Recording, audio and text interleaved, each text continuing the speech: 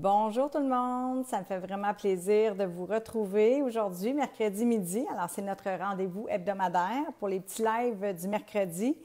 Alors, où est-ce que je vous en livre un peu plus, en fait, à partir de mon petit dernier Renaître par amour, de la souffrance à l'émergence. Ce que je dis d'intro, en fait, pour annoncer ces Facebook Live-là, c'est vraiment que j'ai envie de vous partager, d'aller un petit peu plus loin des fois sur certains sujets que j'y suis allée dans le livre, tout ce qui est en lien vraiment interconnecté avec notre bonheur, notre mieux-être.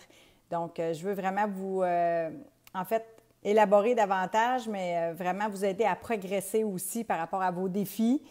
C'est des fois au niveau de notre vie, dans notre quotidien, mais au niveau des lectures, aussi au niveau de la lecture plutôt, bien, des fois on va vraiment ouvrir en conscience, puis on va désirer approfondir certains enseignements. Donc, c'est pour ça que je suis là, c'est pour vous aider tout simplement avec beaucoup d'humilité versus le chemin que moi j'ai emprunté d'émerger à mes souffrances.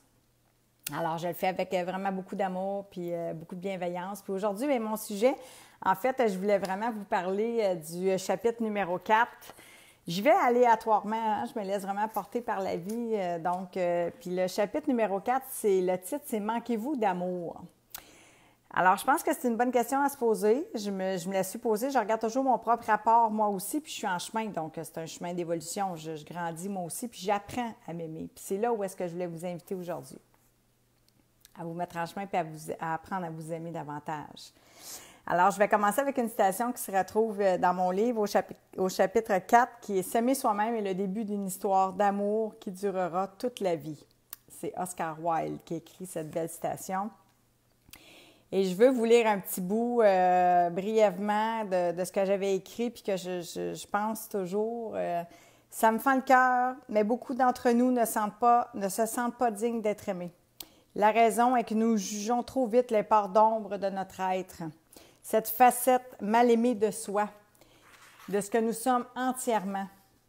Lorsque je vis, par exemple, de l'impatience ou de la colère, j'entre inconsciemment en conflit avec certaines parties de moi-même. Alors, au lieu de les accepter et de m'aimer tel que je suis, je prends soin de les cacher aux autres. C'est exactement ce que je faisais, c'est pour ça que je l'ai noté, bien sûr, pour être aimé, hein, pour être accepté dans le clan, en famille, en société. Puis je vous dirais que c'est un peu comme un ballon de plage, quand on essaie de le garder sous l'eau. Assurément qu'on ne pourra pas le maintenir extrêmement longtemps. Tôt ou tard, il va finir par nous rebondir dans le visage, puis on ne pourra pas le camoufler. Fait que c'était là où est-ce que j'avais envie de m'inviter d'abord moi-même à ouvrir en vulnérabilité, à apprendre à m'aimer par l'acceptation, qui pour moi est indissociable vraiment de l'amour de soi. Donc, c'était vraiment ça, en fait, aujourd'hui, où est-ce que je voulais vous donner non seulement un peu les pièges dans lesquels je suis tombée, puis que fort probablement plusieurs d'entre vous êtes soit déjà pris dans ce piège-là ou les avez déjà côtoyé ces pièges-là. Donc, les identifier, et d'un, c'est toujours ce qui est le plus important, mais surtout comment faire pour s'en extirper de ces pièges-là. Comment pouvoir vraiment aller à sa rencontre et nourrir, faire grandir cet amour, cette estime que l'on se porte à soi, que l'on peut porter aussi aux autres, bien sûr, parce que c'est difficile d'aimer les autres quand on ne s'aime pas soi-même. Et je dirais aussi la vie même, d'aimer la vie. Donc, d'aimer ce qui nous entoure, d'aimer ce qui nous est servi. Alors, bref, j'entre dans le vif du sujet. Donc, je vous invite bien sûr à partager, à faire des séances vidéo avec des gens que vous aimez à l'issue de cet entretien-là, si vous appréciez et que vous trouvez de la valeur dans ce que je vais vous partager, parce que c'est mon objectif, c'est mon intention, c'est d'aider le plus de gens possible vraiment à apprendre à s'aimer. Alors, si je vous parle des pièges, bien, vous le savez, l'ego, j'en parle souvent, puis je vais vous en parler encore parce que c'est vraiment pour moi l'un des plus grands pièges. Donc, l'ego au niveau du discours, toujours, comment est-ce qu'il va vous inviter à vous juger, à vous critiquer, à vous comparer. Je pense que c'est important de le rappeler, c'est important d'être ouvert à l'entendre, à le voir aller. Moi, j'observais beaucoup mon jeu, puis de l'accueillir, ça, en fait, donc, ce n'est pas de vouloir se désunifier avec l'ego, mais c'est d'entendre la dureté du message, la fermeture, les exigences de l'ego. Puis je vous invite au papier-crayon parce que souvent, oui, c'est bon, on peut faire une petite introspection comme ça au niveau mental, mais c'est bon aussi de le mettre en papier parce que de un, on extériorise la problématique qu'on vit, donc ça nous libère. Et de deux, on peut prendre du recul par rapport à qu'est-ce qu'on vit. Donc, ça nous donne vraiment toutes ces options-là, vraiment, qui vont nous aider à progresser face à ce petit ego-là, je vais l'appeler comme ça. Donc, je vous invite vraiment à tester cette façon de faire-là.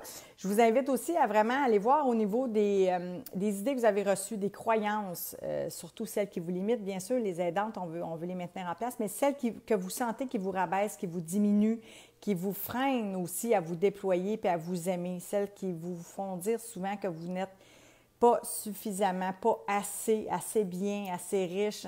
J'en parle occasionnellement, puis je le répète, c'est important. Venez douter de ces croyances-là, venez les remettre en question. Donc, de voir d'où est-ce qu'elles viennent. Est-ce que c'est vraiment vrai, ces croyances-là? Fait qu'encore là, le papier-crayon va vous aider aussi à aller mettre l'emphase sur tout ce que vous avez de beau en vous, de bien, ce que vous portez et les progrès en tant qu'humain que vous faites. Donc, ça, c'est super important. Je vous invite vraiment à le faire.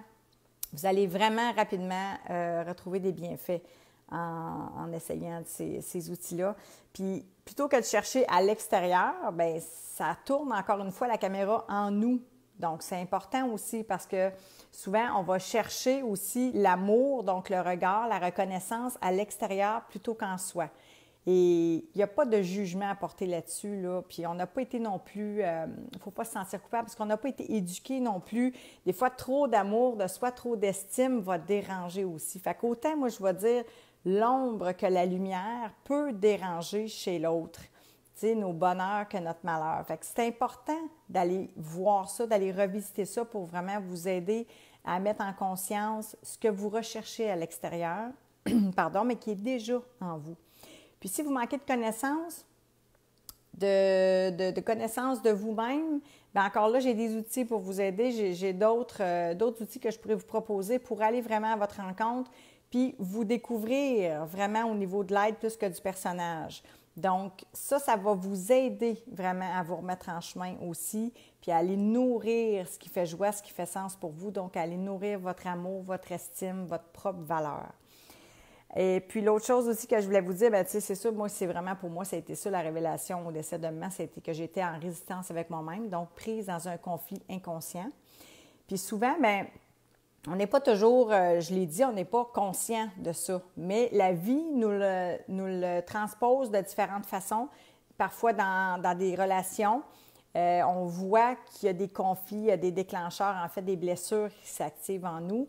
J'ai envie de vous inviter avec beaucoup de bienveillance, beaucoup d'amour, à simplement venir voir ce que vous ressentez et non pas aller sur la pensée, qu'est-ce qui se rumine par rapport au mental ou à l'ego, qui peut aussi embarquer dans ce temps-là, mais vraiment d'aller voir au niveau du ressenti. Quelle émotion, qu'est-ce qui vous traverse en ce moment? Pour voir au niveau de votre blessure, puis peut-être de qu'est-ce qui manque d'amour à ce moment-là envers vous-même.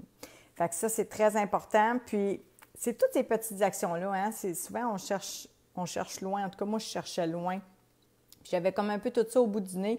Puis je me dis, des fois, c'est juste de ramener ça à soi, de simplifier ça, d'être vraiment dans l'observation, dans le non-jugement, dans l'accueil de qui on est parfaitement imparfait, ombre et lumière, de se donner le droit, je l'ai dit un peu au début, de vivre des émotions comme la colère, de l'impatience, parce que c'est en allant vraiment contre-vérifier que c'est ni bien ni mal, que la colère peut nous servir dans certaines situations, elle peut nous nuire aussi, mais c'est vraiment à discerner pour s'aider à s'accueillir dans qui on est véritablement, que ce soit ombre ou lumière, selon nos perceptions, selon ce que nous, on pense.